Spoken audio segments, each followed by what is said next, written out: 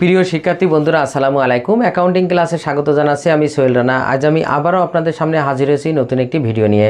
আমার আজকের ভিডিওর বিষয় হলো একাদশ ও দ্বাদশ শ্রেণীদের হিসাব বিজ্ঞান দ্বিতীয় পত্রের চতুর্থ অধ্যায় যৌথ মূলধনী কোম্পানির মূলধন এই অধ্যায় থেকে। আর যে অঙ্কটি করাবো সেটি ঢাকা বোর্ডে 2025 সালে এসেছিল। তো চলুন বন্ধুরা আগে আমরা অঙ্কটি পড়ে আসি। হিরন কোম্পানি লিমিটেড প্রতিটি 10 টাকা মূল্যের 50,000 শেয়ারে বিভক্ত 5 লক্ষ টাকা অনুমোদিত মূলধন নিয়ে নিবন্ধিত হয়। কোম্পানি এর 40,000 শেয়ার 10% অধিহারে বাজারে বিক্রয় করার জন্য বিবরণপত্র ইস্যু করে। 50,000 শেয়ারের আবেদনপত্র পাওয়া যায়। ইস্যুকৃত শেয়ারগুলো যথাসময়ে বিলি করা হয় এবং অতিরিক্ত আবেদনের টাকা সংশ্লিষ্ট আবেদনকারীদেরকে ফেরত দেওয়া হয়। কোম্পানি শেয়ার প্রতি 0.60 টাকা করে ব্যাংক চার্জ প্রদান করে। এরপরে দেখেন করণীয় কতে বলেছে শেয়ার প্রতি অধিহার এবং মোট অধিহারের পরিমাণ নির্ণয় করো।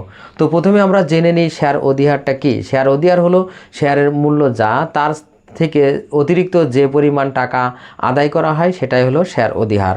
তো এখানে দেখেন শেয়ারের মূল্য 10 টাকা, মানে প্রতি শেয়ারের মূল্য, আর তার উপর 10% করে আমরা শেয়ার অধিহার ধার্য করা হয়েছে।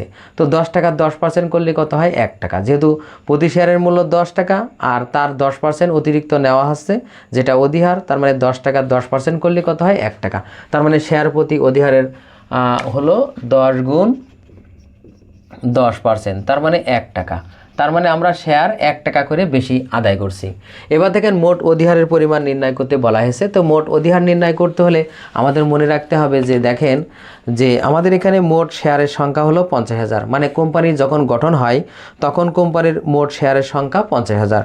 এর মধ্যে থেকে কোম্পানি দেখেন 40,000 শেয়ার বিক্রয় করবে বলে বিবরণপত্র ইস্যু করে, কিন্তু আবেদন পাওয়া যায় 50,000 শেয়ার।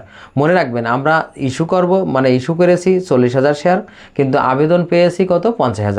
কিন্তু আমরা বন্টন করব ওই 40,000 শেয়ারই, বেশি বন্টন করতে পারবো না। কারণ হলো যে আমরা বিক্রয় করব বলে সিদ্ধান্ত নিয়েছি 40,000, কিন্তু আবেদন পেয়েছি 50,000, তাহলে আমাদের এখানে বন্টনকৃত শেয়ারের সংখ্যা ওই 40,000ই হবে। তাহলে মনে রাখবেন যে পরিমাণ শেয়ার হোল্ডারদেরকে আমরা শেয়ার দিচ্ছি সেই পরিমাণ শেয়ারের সাথে প্রতি শেয়ার যেহেতু 1 টাকা অধিহার, তাহলে আমাদের মোট শেয়ার অধিহার নির্ণয় হবে এইভাবে। বন্টনকৃত শেয়ার কত? 40,000, আর প্রতি শেয়ারে আমরা 1 টাকা করে বেশি আদায় করছি, তার মানে কত? 40,000 টাকা। 40,000 গুণ 1, এইটাই হলো মোট অধিহারের পরিমাণ নির্ণয়। এবার খতে দেখেন বলা হয়েছে যে প্রয়োজনীয় জাবেদা দাখিলা দাও ব্যাখ্যা ব্যতীত। তো মনে রাখবেন জাবেদা করার জন্য আমাদের প্রথম যে মনে রাখতে হবে যে কথা, সেটা হলো যে যেখানে নতুন লেনদেন মানে লেনদেন হবে সেখানে আমাদের জাবেদা করতে হবে, আর যেটা লেনদেন নয় সেটা জাবেদা হবে না। তো এখানে দেখেন কোম্পানি যখন গঠন করা হয় তখন প্রতি শেয়ারের মূল্য 10 টাকা ধার্য করা হয়, আর শেয়ারের সংখ্যা হলো 50,000। তাহলে মোট মূলধন 5 লক্ষ টাকা। এটা কোনো লেনদেনই নয়, এটা জাবেদা হবে না, কারণ এটা কোম্পানি গঠন করার সময় আমরা নির্ধারণ করেছি যে 5 লক্ষ টাকা, যার প্রতিটি শেয়ারের মূল্য 10 টাকা, মোট 50,000 শেয়ার।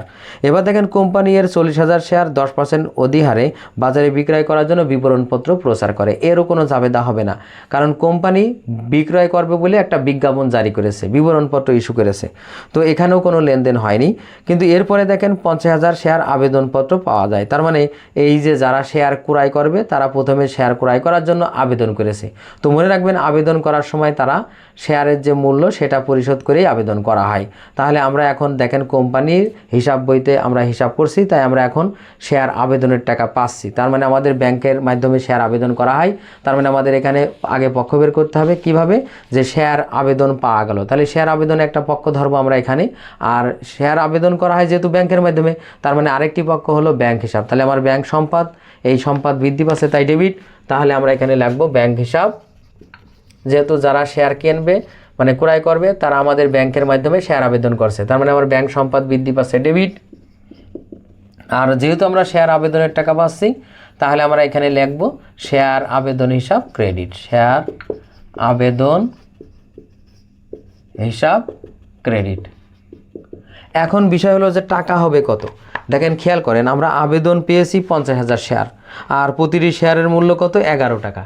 কিভাবে বুঝলাম? যে শেয়ারের মূল্য ছিল 10 টাকা আর 1 টাকা অধিহার, তাহলে যোগ 1 যোগ 10, তার মানে 11 টাকা। তার মানে আমরা এখানে 50,000 গুণ 11। তো আমি এখানে একটু আপনাদের লিখে দেখিয়ে দিই বোঝানোর জন্য, আপনারা এটা না লিখলে ভালো হয়। আমি বোঝানোর জন্য এটা লিখছি 50,000 গুণ 11, তার মানে আমাদের টাকা হবে 5,50,000। তার মানে ব্যাংক ডেবিট শেয়ার আবেদন ক্রেডিট 5,50,000। তো এইটা হলো একই টাকা হবে, শেয়ার ব্যাংক হিসাবও যে টাকা, শেয়ার আবেদনও সেই টাকা। তো এখানে দেখেন তারিখ যেহেতু এখানে উল্লেখ নেই, তাই আমাদের এখানে তারিখ লেখার প্রয়োজন নেই। এবার দেখেন শেয়ার আবেদন পেলাম। এবার দেখেন ইস্যুকৃত শেয়ারগুলো যথাসময়ে বিলি করা হলো। তার মানে আমরা যে শেয়ার বিক্রি করব বলে সিদ্ধান্ত নিয়েছিলাম, সেই পরিমাণ শেয়ার যারা আবেদন করছিল তাদেরকে আমরা বিলি করলাম। এর সাথে দেখেন আরেকটা কথা উল্লেখ আছে যে অতিরিক্ত আবেদনের টাকা সংশ্লিষ্ট আবেদনকারীদেরকে ফেরত দেওয়া হলো। তার মানে আমরা তো 40,000 শেয়ার আমরা হলো ইস্যু করেছিলাম, তো আবেদন পেয়েছিলাম কত 50,000, কিন্তু আমরা এখন বিলি করব 40,000 শেয়ার, আর বাকি 10,000 শেয়ারের টাকা আমরা কি করব, ফেরত দিয়ে দেবো। তো এই ফেরতের জাবেদা আলাদা করলেও হয়, একসাথে করলেও হয়। তো আমি এখন একসাথে আপনাদেরকে করে দেখাবো। তাহলে মনে রাখবেন, আমরা প্রথম জাবেদায় ব্যাংক হিসাব ডেবিট, শেয়ার আবেদন ক্রেডিট। দ্বিতীয় জাবেদা করার সময় ওই শেয়ার আবেদনটাই আমরা ডেবিট করব। কেন সেটা আমি বুঝাচ্ছি। শেয়ার আবেদন ডেবিট, শেয়ার আবেদন হিসাব ডেবিট, ওই একইভাবে, তার মানে ওই একই টাকা, তার মানে 5,50,000 টাকা আমার শেয়ার আবেদন হিসাব আমরা ডেবিট করলাম। টাকাটা যদি আমরা এখানে লিখে দিই, ওই একইভাবে 50,000 গুণ 11। এইটা খেয়াল করে বুঝে নেন। দেখেন এই যে শেয়ার আবেদন যা আমরা পেয়েছিলাম 50,000 গুণ 11 টাকা করে, আমরা শেয়ার আবেদন আগের যে ক্রেডিট ছিল ওইটাই আমরা এখানে ডেবিট করলাম। কেন? কারণ যারা শেয়ার আবেদন করেছিল এই আবেদনের টাকা মূলধনে স্থানান্তর করব, যাদেরকে আমরা শেয়ার দিচ্ছি সেই পরিমাণ শেয়ারের। তাহলে আমরা এখানে লিখব শেয়ার মূলধন হিসাব ক্রেডিট, শেয়ার মূলধন হিসাব ক্রেডিট। তবে শেয়ার মূলধনে যাবে দেখেন 40,000 গুণ 10। এটা বুঝে নেন যে আমরা শেয়ার ইস্যু করেছিলাম 40,000, কিন্তু আবেদন পেয়েছিলাম 50,000। তাহলে আমরা এই 40,000 শেয়ারই আমরা ইস্যু করব, বন্টন করব। তাই যাদেরকে শেয়ার দিচ্ছি তাদের টাকাই মূলত শেয়ার মূলধন হিসাবে ক্রেডিট হবে। আমরা যেহেতু 40,000 শেয়ার বিলি করছি, তাই 40,000, আর প্রতিটি শেয়ারের মূল্য কত, 10 টাকা। তাই সেই 10 টাকা করেই আমাদের এখানে ক্রেডিট করতে হবে। তার মানে আমাদের এখানে আসবে কত, 4 লক্ষ।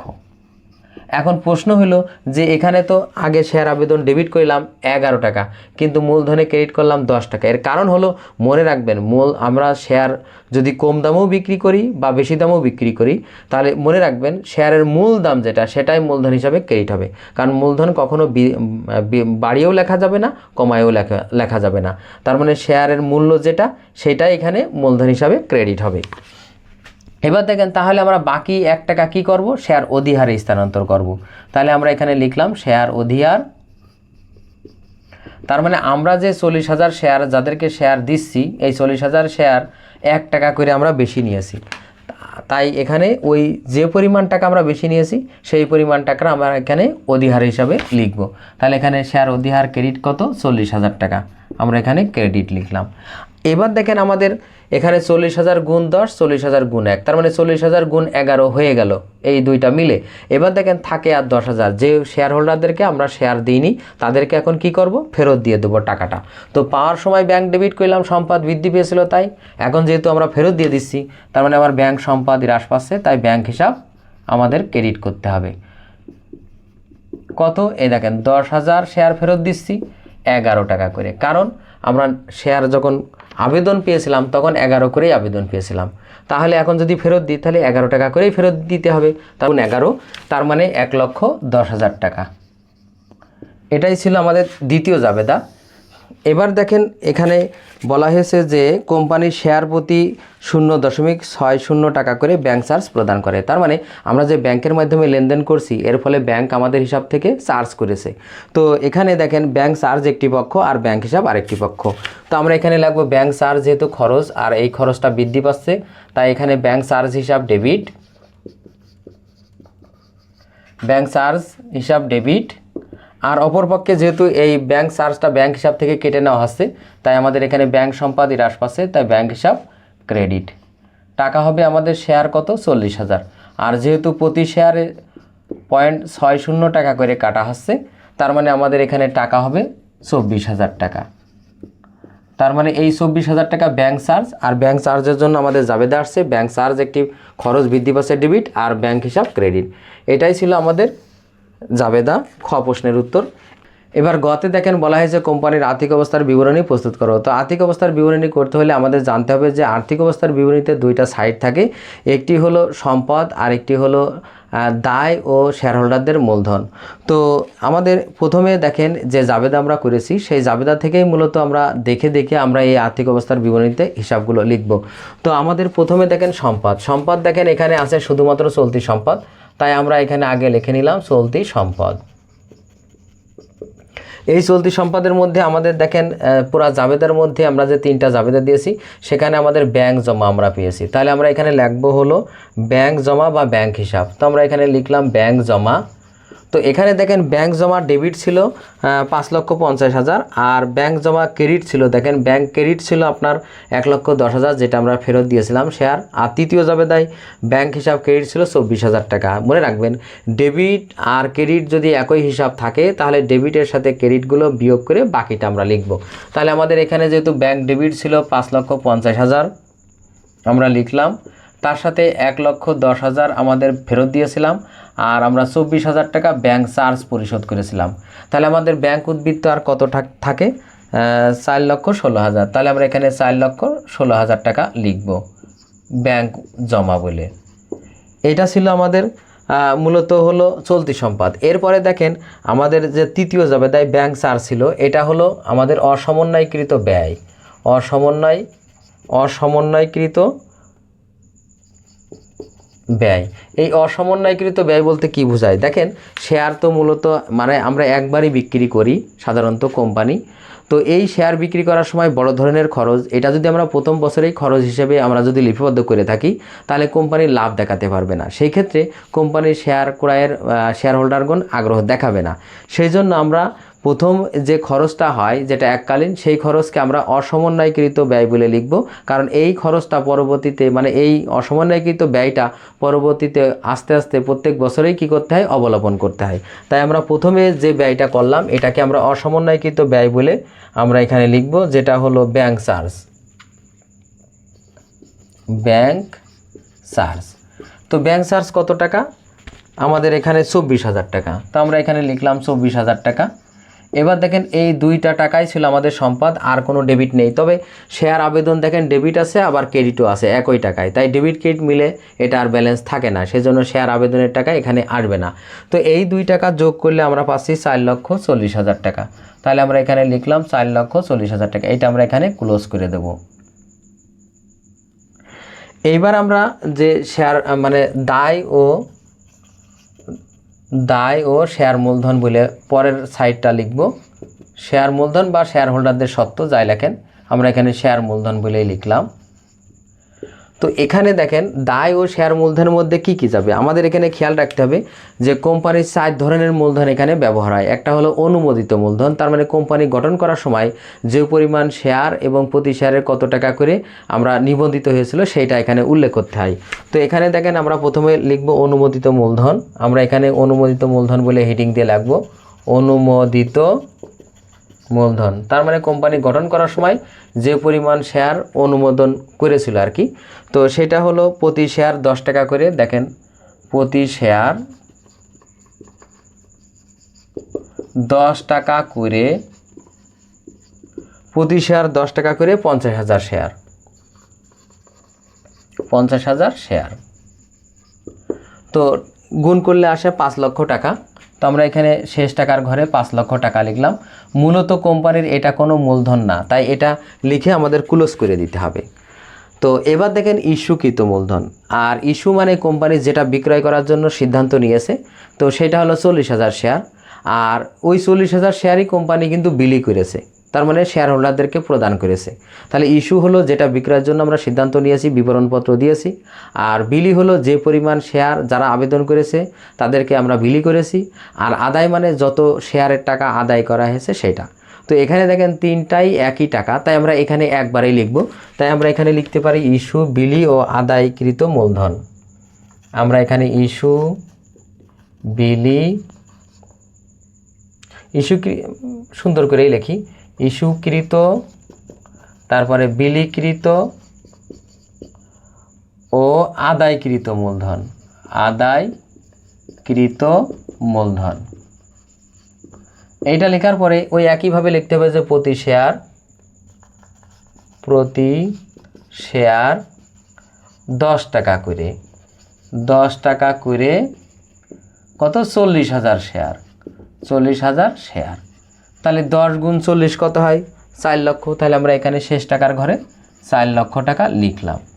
এবার দেখেন আমাদের আর একটা হিসাব বাকি আছে, সেটা হলো অধিহার, যেটা ক্রেডিট ছিল। তাহলে সেই অধিহারটাও আমরা এখানে লিখব, তবে অধিহারের জন্য আমাদের হেডিং দিতে হবে সঞ্চিতি ও উদ্বৃত্ত বলে। তো সঞ্চিতি ও উদ্বৃত্ত বলে আমরা এখানে লিখব শেয়ার অধিহার। আমরা এখানে লিখলাম শেয়ার অধিহার। শেয়ার অধিহার কত টাকা, 40,000 টাকা। তো আমরা এখানে 40,000 টাকা লিখলাম, লিখে আমরা যোগ করে পেলাম 4,40,000 টাকা। এইটা আমরা এবার ক্লোজ করে দেব। দেখেন আমাদের সম্পদ সাইডে 4,40,000 হয়েছিল, আমাদের দায় ও শেয়ার মূলধনের অংশ 4,40,000 টাকা হয়েছে। এই দুইটা মিলে যাবে, তার মানে আমাদের অঙ্ক হয়ে গেল। তো ছাত্রছাত্রী বন্ধুরা, আজ এ পর্যন্তই। আমার ভিডিওটি কেমন হলো অবশ্যই কমেন্ট করে জানাবেন। যদি ভিডিওটি ভালো লেগে থাকে অবশ্যই ভিডিওতে একটি লাইক দেবেন। এছাড়া অন্যান্য বন্ধুদের দেখার সুযোগ করার জন্য অবশ্যই ভিডিওটি শেয়ার করবেন। আর আমার চ্যানেলে আপনি নতুন হয়ে থাকলে অবশ্যই আমার চ্যানেলটি সাবস্ক্রাইব করবেন। সবাইকে ধন্যবাদ। আল্লাহ হাফেজ।